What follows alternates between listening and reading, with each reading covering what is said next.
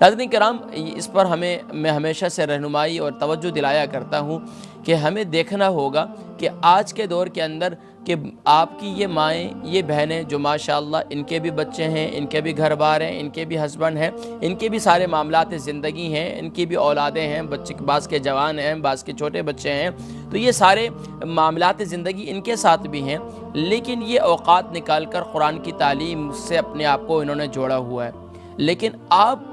کہتی ہیں آپ کے پاس وقت ہی نہیں ہے، آپ بیزی رہتی ہیں، ظاہری بات ہے کچن کا کام بھی کرنا ہے، گھر کے کام کاج بھی کرنی ہے، صفائی ستھرائی بھی کرنی ہے، بچوں کو پک اینڈ ڈراپ بھی کرنا ہے اور سارے معاملات، لیکن یہ سارے معاملات زندگی ان کے ساتھ بھی ہیں۔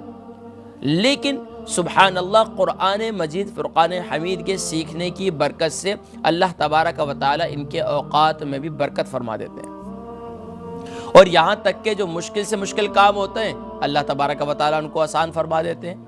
تو ناظرین کرام، اگر آپ بھی چاہے مرد ہیں چاہے خواتین ہیں، وہ میرے حضرات جو گھروں میں موجود ہوتے ہیں خصوصاً مرد، لیکن ٹی وی کے سامنے بیٹھے ہوتے ہیں، ریموٹ ان کے ہاتھ میں ہوتا ہے اور لگاتار ایک کے بعد دوسرا چینل چینج کرتے ہیں، دوسرے کے بعد تیسرا، اور ادھر کبھی ادھر کبھی ادھر، اسی طرح وقت گزرتے گزرتے اتنی عمر گزر گئی، اور ٹی وی سے کیا کچھ حاصل کیا آپ نے، اس پر غور کیا کریں۔ ایک تو یہ صرف سننا سنانا، دیکھیں ایک ہے سیکھنا سکھانا۔ سننا سنانا یہ ہے کہ ماشاءاللہ بہت سے اچھے پروگرامات ہوتے ہیں جس کو آپ سنتے بھی ہیں، اور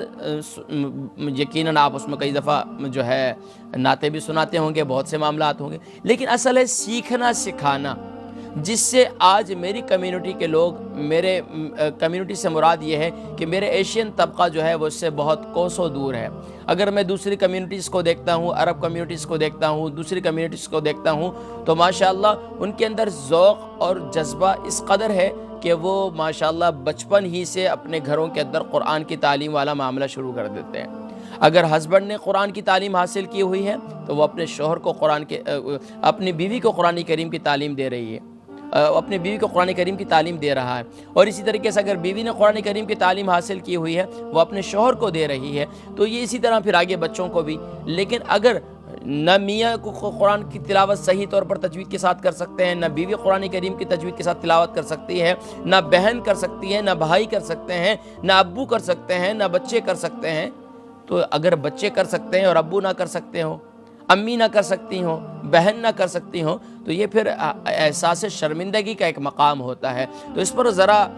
کبھی کبھار شرمندگی کا احساس کر بھی لینا چاہیے۔ ایک تو یہ ہے کہ کسی محفل میں شرمندگی کا احساس، کہیں کسی نے کہہ دیا بھائی آج ختم آپ پڑھیں، کیونکہ گھر میں آپ کے بھی امی کا انتقال ہوا تھا، آج قاری صاحب کو نہیں بلائیں گے، آج کسی مولوی صاحب کو، مسجد کے امام صاحب کو نہیں بلائیں گے، ہم نے ختم خود پڑھنا ہے۔ لیکن کہاں ہے؟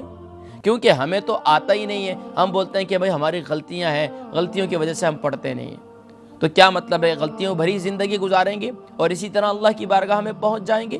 ناظرین کرام، یہ کب تک ہم تعویلات کرتے رہیں گے، کب تک اپنی جان چھڑاتے رہیں گے؟ لیکن ناظرین کرام، اللہ کی بارگاہ میں جب پہنچیں گے تو قرآن شکوہ کرے گا، قرآن شکوہ کرے گا، اور قرآن